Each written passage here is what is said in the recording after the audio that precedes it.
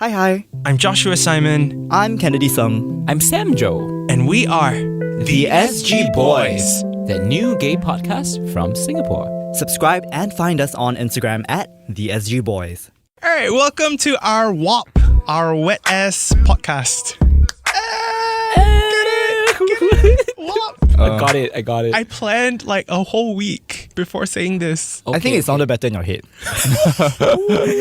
Very, very hateful. Cruel. How have you guys been? I got drunk last night, but what's new? Oh, But I'm sober in the studio today. hey. Wow, that's an accomplishment. It's not okay. No. As if we're 10 joking. points to Kennedy. It's real sunny up here, but I do like a little bit of shade. There we go. Josh was just saying that he feels like I'm radiating, and Yes. yeah, I've been in a really good space recently, and I'm really happy, and yeah. It's the end of the year and Christmas gatherings have started. So I'm just like, getting in the holiday swing, listening to a lot of Mariah Carey's Magical Christmas songs. Wait, so I actually discovered a new song from Mariah. As a longtime fan, I only just discovered it. It's called Miss You Most.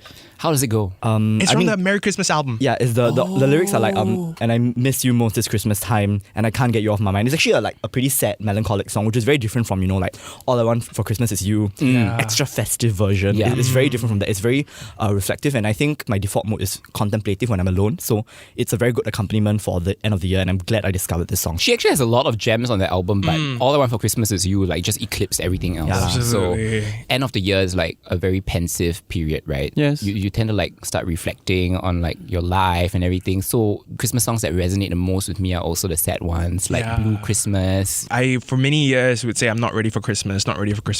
Going through anxiety or depression, the divide and contrast that you have with everyone else around you who's having all these gatherings and feasts, and then you feel like, the Christmas tree is not even up in the living room. It's terrible. But for this year, I feel like with the isolation that we've had, I really like Christmas now. I really want Christmas. I am aware there are a bunch of people that are trying to not let Mariah Carey get to that number one spot again. How dare they? Okay, they're like, oh, it's the most annoying song ever. Well, to you, I say... I don't care about you. That's funny.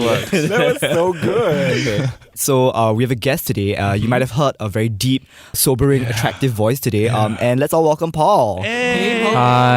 Hi guys. Welcome. Thank you. All right, Thanks for so having me here. Paul is, let's describe his outfit. Okay, let's do Joan Rivers right now. He is wearing, is that Comme des Garçons? No, it's not. I think it's some cheap knockoff that I got in Bangkok. You know what I was gonna say? I was gonna be like, what he's wearing today, and the whole ensemble is I have no idea what this is. is new urban male, but make it haute couture. I think you look much better than that, Paul. To your credit, he's wearing a very nice, sleeveless white top with a red heart with a blue heart inside of the red heart. That's Yeah. why you confused it for Is this Garçons. English oral? Why are you describing the picture to And me?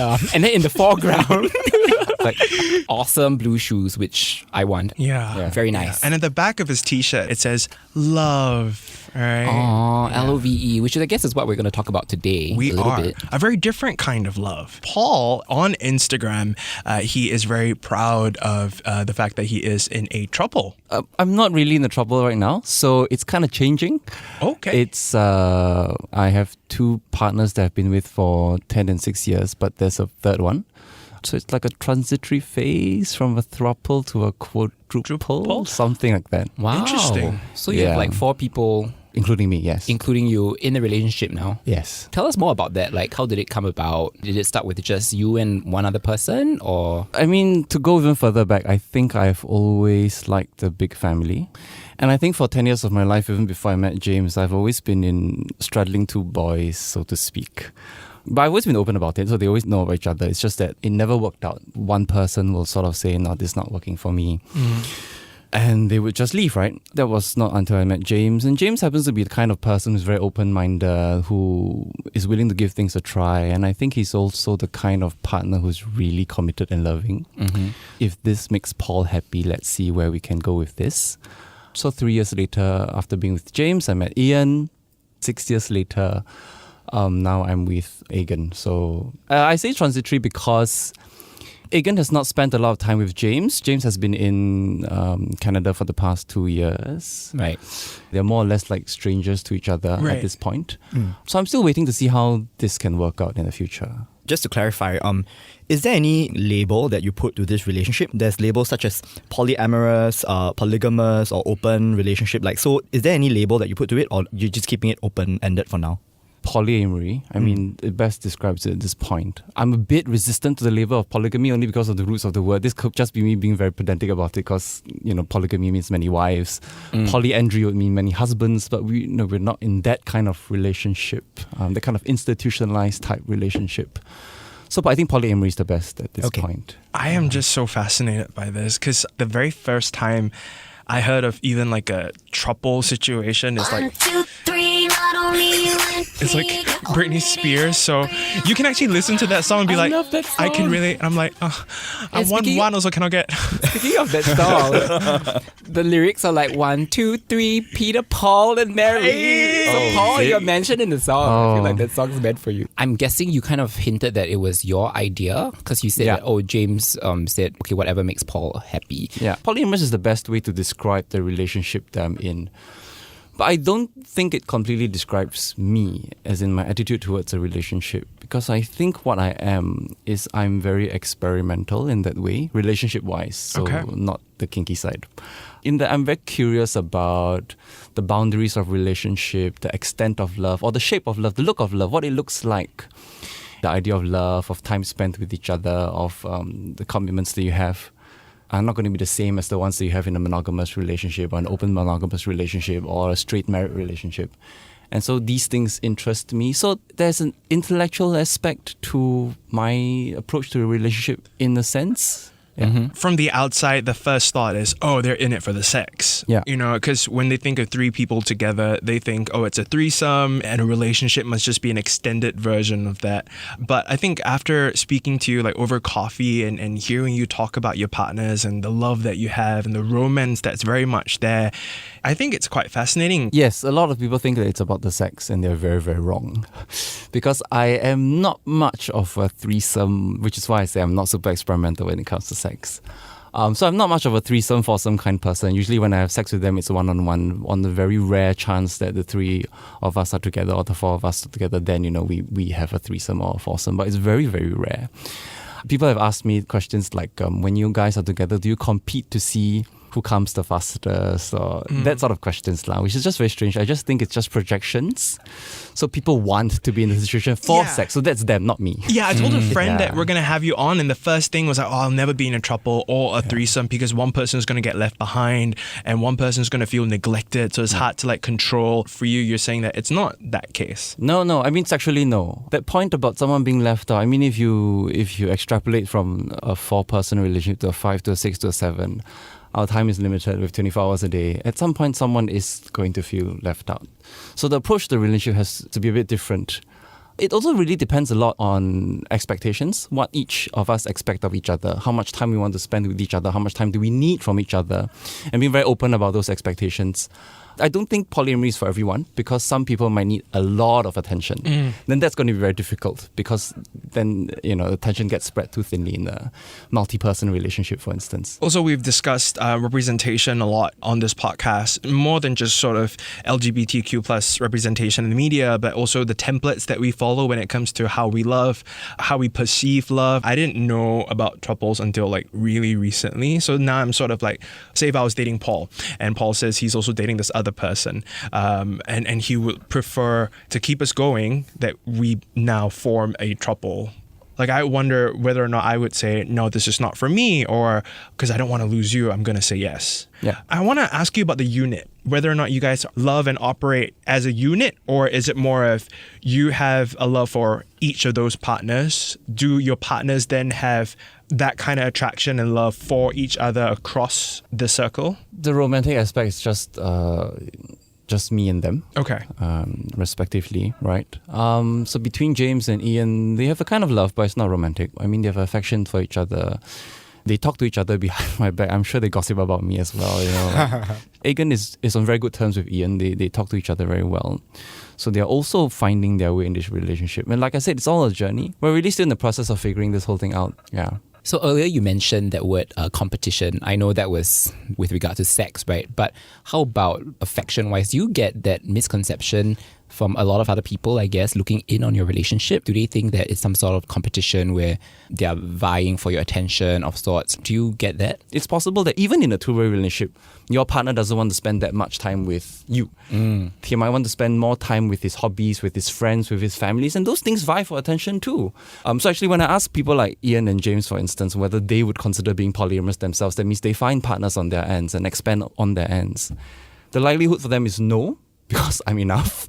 Enough not in the romantic sense, but I'm too much to handle. So I'm enough. And they have other things that they're more interested in. They're not interested in this thing that I'm interested in, which is to expand or explore the idea of relationships, to where it can go, what forms it can take.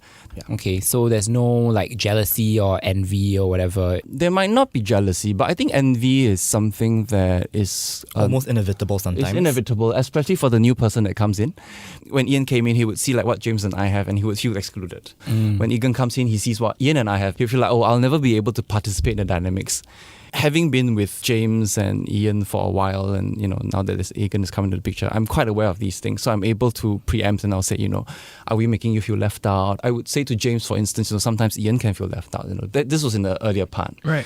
Maybe we try to include him in different ways. And it could be really small things like jokes, inside jokes. Because I've been with James for 3 years before I met Ian, so we have already established a certain kind of rapport and chemistry. And so some things are between us, and that would naturally exclude Ian when, a conversation happens and we joke about something and he doesn't really know what we're joking about.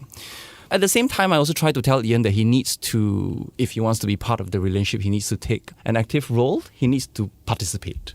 Everyone needs to pull their weight, so to speak. My initial question that I asked you just now at the start was, is it something open-ended and is it exploratory? And, from what you're explaining, it is, there's no clear label to what the situation is. And I think it's quite admirable because, I was binge watching The Crown last month. I finished the whole show. Love it.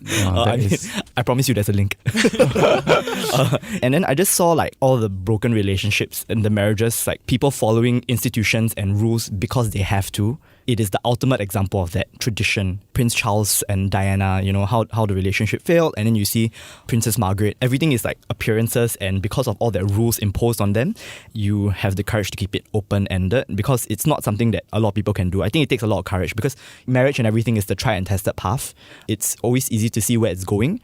And so it takes kind of a lot of boldness to dive into the deep water almost. If it's an open relationship but it's monogamous, it's two people are romantically involved but they sleep with people outside the relationship. ENM, so that's ethical non-monogamous relationships. Oh. Yeah. So there is a broad category for all these relationships. Ethical non-monogamous So relationships. the ethical part is very important because it's all about honesty, it's about negotiation. About consent. Consent, Yeah. yes, that's very important. So it's not cheating. Cheating is, if you sleep with someone and you don't tell your partner, then that's not I always have a ethical very non-monogamous. broad definition of cheating. Cheating for me is when you break an agreement. Yes. But what that agreement constitutes is up to the people involved to decide. There's this book that I discovered last year. It's called The Ethical Slut. Okay. It's kind of like a primer, like a very beginner's primer on poly, open, and that's why when you mentioned the word ethical, I thought of that book. Very I mean, Kennedy is absolutely right. So in some open relationships, what partners do is they give their partner veto power. Right. Now that's a very powerful thing to give. And if it falls in the wrong hands, then even if you are, technically in an open relationship, it still might not work. I'll give you an example. So in order to please you, I say, let's be in an open relationship. Okay. And then one day, maybe our agreement is you need to tell me who you're going to sleep with first. I'll give you approval. Right. And one day you come up and you tell me you want to sleep with this guy. And I have veto power, right? And I'm feeling particularly insecure that night. And I say, no, you can't do that. The yes or no's that go to you is haphazard, random, not thoughtful, or it's possible that your partner is going to sleep without telling you anyway because he knows that, firstly, there's no rule to how you're saying yes or no. Secondly, it's born out of your insecurity and you're not addressing it, we're not addressing it. That open relationship might fall apart also. So what Kennedy says is very important, as in it's what your agreement is. And you have to make the agreement very clear. And if you want to give your partner veto power, for instance, I think it's very important for the person with the veto power to understand why he's saying no.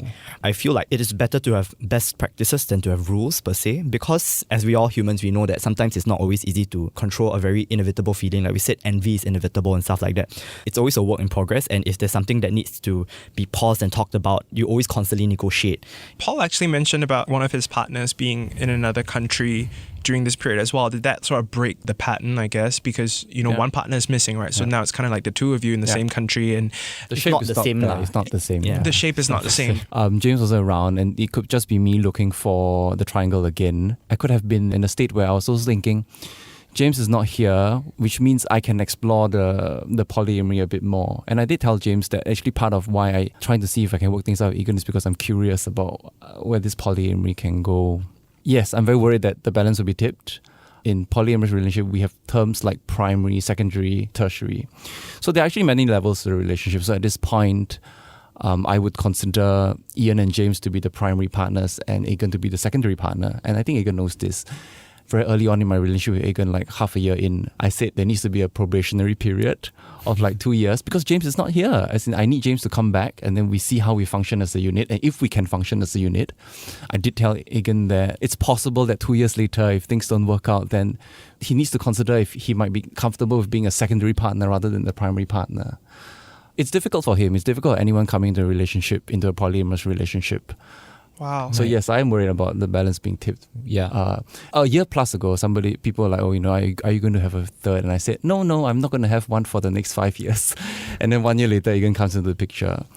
It's not just exploration, right? I mean, I don't want to make it sound clinical, although I think that's very important because most people have very romanticized ideas about relationship, not realizing that they need work, which means there are moments where you have to be clinical about it in a relationship because it's just like anything else, right? Yeah. But when I met Egan, obviously there was a connection. I felt something for him, and that was the impulse more than I want to try. It's not just for the sake of it, lah. No, it's not Yeah. just for the sake of it. Definitely. People like to think that it's all about sex, right? But sometimes I wish that they would like be able to see me in my quieter moments. So like when I'm in my shower, sometimes I would imagine how I would feel if one of them left. And if they could see how I'm crying in my shower, they will know that they mean a lot to me individually. And I think sometimes people would think things like, one's replaceable. They're completely not replaceable. If James left, I would be devastated. If Ian left, I would be devastated. If Egan left, even though I've only been with him for a year plus, I would be devastated. Just that day, Egan was gymming with me and he fell and he hit his head on one part of the Smith machine. And you should just hear my scream when I went over and I was like, oh my God, are you okay? And there's this one other person, and I was so embarrassed by my scream, but I was so worried that he would have gotten a concussion, and I was just, my heart was beating so quickly and my eyes were so wide open, and I just started and say, Egan, are you fine? Are you fine? Please tell me you're okay. And I was crying, right? But yeah, so if they knew that I really feel very different about each and every one of them and they all mean something very much to me, they will know that it's really not about sex. People can get so judgmental just because they see someone's Instagram and then they see I just saw. So, and they see all that oh, he's posting shirtless pictures, but that really doesn't show you who they are as a person as what we have seen right here. And Yeah. I also don't want to make people feel like we are putting down people who decide to be in monogamous relationships lah. It's really all about choice and it's all about negotiation. It's really what you're comfortable with. Because I do know people who are in really happy, loving relationships that people say oh, why don't y'all open a relationship? And then he gets so annoyed and then he feels like he's constantly being shamed, so-called, for being a gay man in a strictly monogamous relationship. So I don't want people to feel like we are criticizing that. It's really just about individual choice. Yes. Absolutely not. I mean, in our previous episode, we also talked about true love, like what that means to each of us, and I think thanks for sharing with us today, but you really kind of have shown us and a lot of everyone listening that love takes on many forms. Yeah, it does. And shapes and sizes and quantities. Yeah, it does. And all that just questions us even further, right? With all this information, is this for me? Is this something that I could see myself in? Would I be able to stretch that kind of love and maybe break down some of the walls that have been set there, or maybe question why those walls were there to begin with? You're right, Kennedy, to bring up courage, for you to be able to say, people are going to look at this and think of it as a kink. People are going to look at this and maybe frown upon it as well. And how am I going to explain this to everyone else now and help them understand how this works? But I feel something, I'm going to run with this electricity and try to see if other people that I meet can understand. This whole idea of exploration and courage and stepping out into the unknown, right? everyday normal life, we are also going out into the unknown and charting our own path in some ways, no matter how small. Yeah, well, thank you, Kennedy, for sticking up for the monogamous relationships as well. Like I thought you were going to say the monogamous community. I was like, that sounds so weird, right? It sounds so contrived. And it's so not Kennedy as well. I went to a party recently, and as always, I'm always the one person who's single, and everyone's in relationships. And when I told them, like, I went on a date with this guy, I'm quite excited, they're just like, oh, you're gonna end up in an open relationship anyway. That's kind of how it works. That's how the trajectory is. And I was quite defensive about it, because I do like a monogamous relationship. Not that I've had like a lot of experience in it, but whether or not, it was sort of patterned after the movies that I watched or my parents or whatever it may be, I'm sort of looking for that one person, and I want to have that unit where it's the two of us, and that is very much me. A couple of years ago, I was in a relationship where the split happened because he thought I was polyamorous. For me, my reality was I'm just trying to find the right guy. And I'm meeting different people. I'm trying to see, like, kind of dating, right? Casual dating in the 21st century. How it works is you're chatting to like 10 different people at the same time, and it can get really exhausting and confusing to figure out where you land, and everyone has different commitment issues and stuff. So he said, oh, I think you're a polyamorous person, and you need to just do that, and because of that, I will not be a part of this relationship. When I was just completely mortified by then, because it's like, no, like, I care about you, so to sort of be diagnosed that, like, that was painful for me. And then also to be told, like, oh, one person is going to end up cheating, so you better just call yourself an open relationship from the get-go. Kennedy sticks up for the monogamous community part too. As much as, people who prefer open relationships and polygamy and all that don't like to have monogamy imposed on them, we also shouldn't impose those same rules and standards on people who prefer monogamy. Yeah, I think in the love episode, you're also talking about you're single? Yes, I am. But you're saying you're happy being single, right? Oh my god, people listen to our stuff. Most days, yeah. Because this is the polyamorous person defending singlehood, right? No, we're just, Kennedy and I are still on the fact that people are listening. We're just like, oh my god. Get over yourself. You listen to us? Yeah. So I used to have, and this was just a year ago, I used to have this idea in my head that there are hierarchies to relationships. Like, this is the best, and then, this is terrible, it's going to fail anyway, And so I used to think that monogamy is not going to work. I used to be that person. But at the end of the day, it's whatever works for the individual. If that's what you want, then that works. The difficult part is knowing if what you have now or what you're looking for is really what you want. And not because it's something that society has given to you or told you that, hey, if you have this, life will be beautiful. Which is why I'm exploring, because otherwise, if I were to just follow all the sort of romantic movies that I've watched growing up, I would be a monogamous person, but a very miserable one. Right. Different strokes for different folks. That's right. Strokes. As in, I think that's really good, because then it highlights that whole journey that everyone is facing, whether it's a conversation about the kind of relationships you want. It's really about what are your personal boundaries and what do you want in life. That's just a general question. It can apply to a relationship, it can apply to a job. It's a very all-encompassing thing. So do we know what we want, Josh? I think Is that why we're single? I think we're constantly growing and evolving every single day. Even after this episode, we're different from when we first sat down together and had this conversation. Even the person listening to this podcast as well, if they had followed, say, Paul on Instagram, and they saw the three of them in a photo, and they thought they're probably just always having sex, the three of them, always together, and it's never anything romantic. It's just they're reshaping their perception at the same time. Definitely. You gotta go your own way, like I gotta go my own way. That's a different song in my mind. I'm thinking of You gotta go your own way. So the one I sang was from High School Musical 2, which came out when I was in primary 4. I'm not sure if... Okay, maybe the reference doesn't land here in this crowd. I liked High School Musical.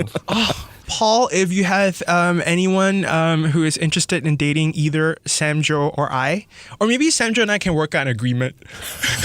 Negotiate. No, I already have agreements with a few girlfriends, all of us chronically single. Do it for the house date. Yeah, and then at the very least, can BTO. But why do people get into relationships, right? As much as I say I'm happy being single sometimes and all that, you see a lot of happy people who are happily single, who go on to grow old and everything. I think people just crave companionship we all do, right, to some extent. And whether that is one person or two or three or whatever, the reason why I bring this up is because the agreement with my girlfriends is not that we will get married or anything, but it's more we will be there for each other when we grow old, because growing old is a scary thing. It's really about that companionship. And I know Semjo is on this with me as well. Like, we can take care of ourselves. Like, we are happy. In our book, it's not true that you need someone else to dance with. Like, we can dance fine by ourselves and sing out loud, and Making me think of the Robin song, which is so sad. Yeah, and we will dance on our own and feel infinite at the same time. But K-pop's for being a wallflower. I just want someone to, I don't know how long I'm going to be alive for, but while I'm alive right now, it would be nice if there's someone to sit with, or to have a conversation with, or like when my head goes bad, I have someone to call, and not feel like I have to like, is it okay if I call you? So that's all I'm looking for. Someone to share your life with. I've gotten a promotion today, I've this thought today, and you know that within the next 30 minutes you just pick up the phone and there's someone that's going to listen to you. Yeah. What you want to say, even though it's something really trivial like, hey, the chips are on sale today. Yeah. I would like to put this on record. This is not an affront to Semjo or Joshua, but I abhor singlehood. I don't like being single. Why? Let's unpack that. Let's go. No, I mean, right. We're talking across the spectrum. Yes, please. Yeah. I am someone who craves a lot of, I think it's no secret at this point, attention and validation. I mean, it's not the sole reason why I get into a relationship, but I always kind of need to know that there's always someone there for me lah. Yeah, I'm quite that kind of person.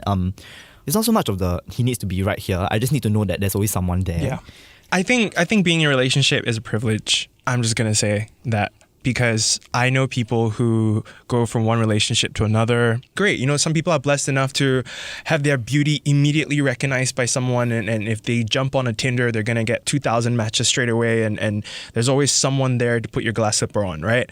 For other people, it can be a bit harder as well to find either you attractive on the outside or on the inside, or sometimes you end up questioning yourself, like, is there something wrong with me? Yeah, I was true. I'm sorry, the look on your face is priceless. The number of times I felt that, and I feel that even when I'm on a date, and sometimes you can feel that even when you're in a relationship, is there something wrong with me? I have this ice cream analogy that I learned. Can I share my ice cream analogy? You already prepared it, just say. Yeah, can we say no? Do we have veto power? I swear it's better than the water analogy. Oh yeah, that water analogy was a hot mess. Yeah, no, I think I started it, right? And then we just extended it until it's like, I don't know. Until I choke on my water, yeah. Okay. Imagine this, I'm running an ice cream shop, right? And I have this incredible ice cream. And so my thing is, when the guy comes in, and he notices the ice cream and he's enjoying the ice cream, and every day he comes back, he's like, I love this ice cream. This is the best ice cream I've ever had. As the owner of the ice cream shop, I think, oh my gosh, I will give you a gallon. I will give you the entire shop. First, he's like, oh my gosh, this is so great. I get to have access to this ice cream all the time. And then you have it over and over again, and then it starts to get a bit jalap. Like I just wanted a single scoop once a day, and that's it. And then now the commitment to have the entire ice cream shop with all the flavors is kind of scary. And then he runs off. And that's where a lot of my paranoia comes in at the end. It's like, is there something wrong with my recipe? Do I need to tweak anything? What is wrong with my ice cream? And the truth is, I'm sort of at that point now where, no, there's nothing wrong with the ice cream. Some people just haven't figured out what they're ready to take on.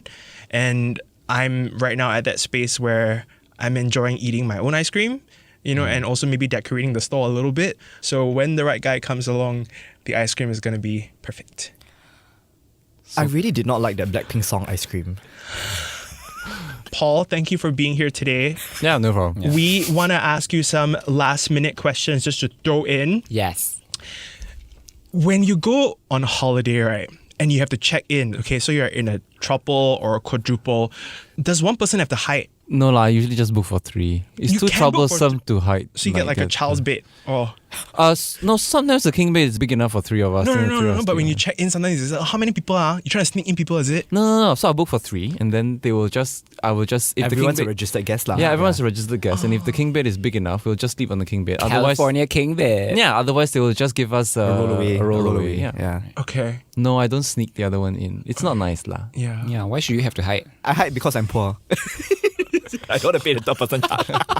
Why is your Instagram handle pork belly rice? Oh, so that needs to change. So it's pork belly and rice because pork belly in Chinese is 三层肉, which is 3-layer meat.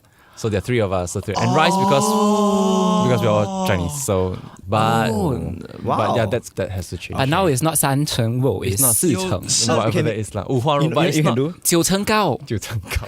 龟拉比 No energy for a 九 No, 成 okay,高. this is not a Chinese one, so there's not as much gymnastics involved. But 4 cheese pizza. 4 cheese pizza. I thank like you. that. I like that. Yeah, that's Pizza good. not Asian eh?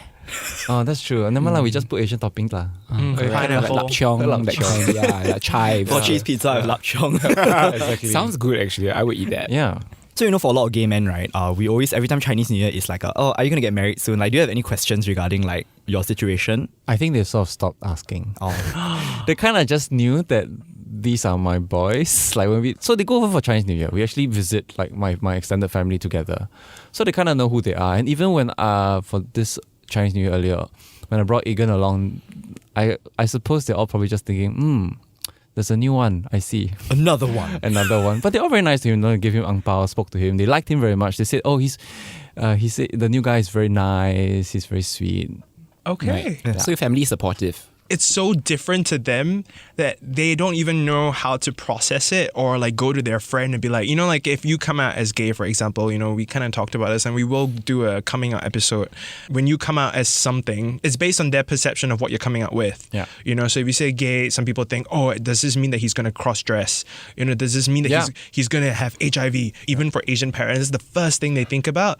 But when you say, oh, I'm in a throuple, or I have multiple boyfriends and we're in a relationship, or even I'm in an open relationship, because they don't know anyone like that. Yeah. They can't even like knock you for it because they don't even know Where to begin lah. where to begin. But I think the toughest for my mother was coming out as gay. I think because in Chinese families you can have like many wives also, right? Back There's then also this sort of patriarchal structure. No, so when Ian came into the picture, my mother's like, why don't you find a third one? Can you please find a woman this time?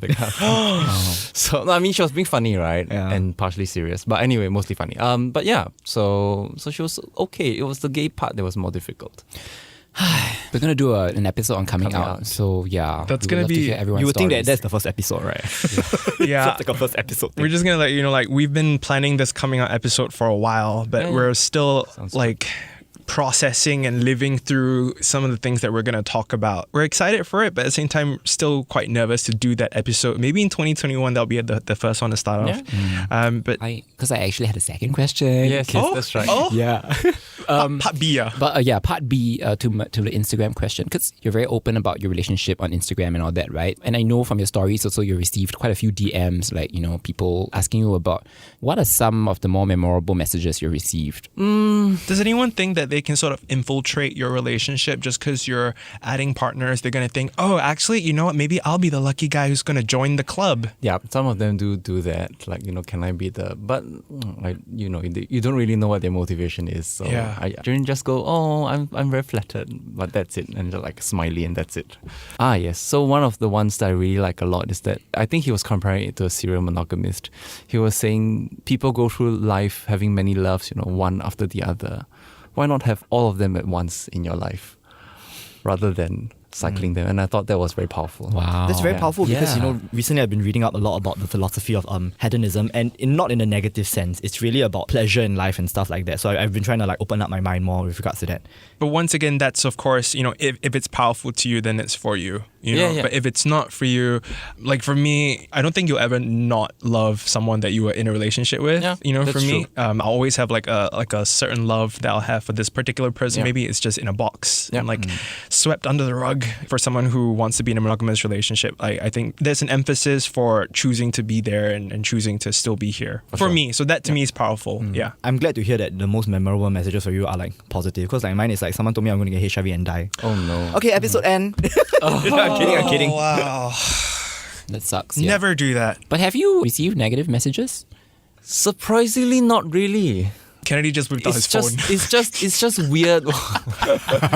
Or it could just be that I don't read them as negative. I just read them as misinformed. Like I don't get very offended. So it could be things like you're probably just in it for the sex. Oh yeah, you're collecting boys. I mean, a lot of these can be microaggressions. It could be things like, oh, how are your concubines, for instance? I mean, that is a very rude thing to say to someone who's polyamorous, because obviously my partners don't see themselves as concubines. So, but I don't take a lot of offense to these things. Listen, I'm just like, you're probably just misinformed. Water off the Right, duck's what- back. Yeah, I was gonna say Jinx Monsoon. Ay. That was her catchphrase. Yeah, she kept saying Jinx Monsoon. What? Yeah, Jinx Monsoon. She won season 5. I see. Very talented. Paul, there are a couple of weeks before you fly off to go meet James. I'm going to sit you down for a couple of days and just run you through essential RuPaul Drag Race seasons. Okay. Yeah, because we need to fix this. Yes. Okay? When are you flying off to see James? 2 weeks. Well, send James our love. Okay. And when you do come back, let's all go for brunch. Yes. That's Hopefully the world will be a bit different. yes. A healthier place. Heal the world, make it a better place. Should we just create like a SG Boy Spotify For you playlist? Yeah, Oh, that's a let's good do idea, it. yeah. That's a very good idea. Would you listen, Paul? Yeah. Okay. Yeah. I'm here. Now that you're finally on Telegram, we can finally do an SG Boys sticker pack. Oh my gosh! Oh, we can. Joshua is a dinosaur who only recently got into Telegram. Yeah, I'm surprised that it took you so Wait, long. do you use Telegram? Oh shit. You see? But No, 'cause- Josh. No, but my friends What are all to- my age, right? So they don't really use Telegram. Yeah, also. Telegram is a very newfangled kind yeah, of it's like very new. Russian when app. he because in Telegram you can very easily access GIFs, like your own GIFs. And I know. so what I did seen was it used. when he went there, I got a notification. I sent him a whole string of GIFs of myself, like reaction GIFs. I'm that narcissistic. Yeah, but Josh, what took you so long? What took you all night? And then Took you it's- forever to get Telegram. Why? Well, I went on a date yesterday and he was like, hey, I want to give you my number, but I don't use WhatsApp. I use Telegram. And I'm like, Oh. really? Do I need one more app? Really? Yes, you and then I did. And I actually really like the interface. Yes, But I'm and like super nerdy. I'm like downloading like Mortal Kombat stickers and like the Joker Oh my and God, Batman. I'll send you a few more. Yeah. And Telegram very easy send nudes because got self-destructing I messages. was going to say it's better for sexting. It's so And like, you can conducive for that. I see. You can start I secret see. chat and like every single message and photo you send, you can like Set a time after limit for 15 it. seconds will disappear. Thank you, Paul, for joining us today on this episode. You're welcome. I think before you go, we have one important question to ask you. Who do you think is the cutest and the trade of the SG Boys? This is a difficult question. I think I'm the cutest. Yes, good answer. That is the best Hey, answer. we have the fourth person now. Oh, we do. Actually, 3 people is a throuple, 4 people is what? Quadruple, then quintuple, sextuple. Is it quadruple? I Is it? suppose so. Is that how it works? But isn't quadruple like you quadruple something? No, so you misspell it lah. So it's DROU. Oh, Right, so you just quadruple. Sam Joe's auditioning. He's The SG Boys. The new gay podcast from Singapore. Subscribe and find us on Instagram at The SG Boys. The beliefs, views, and opinions expressed on this podcast are attributable to its hosts only and are not intended to malign any religion, ethnic group, organization, company, or individual.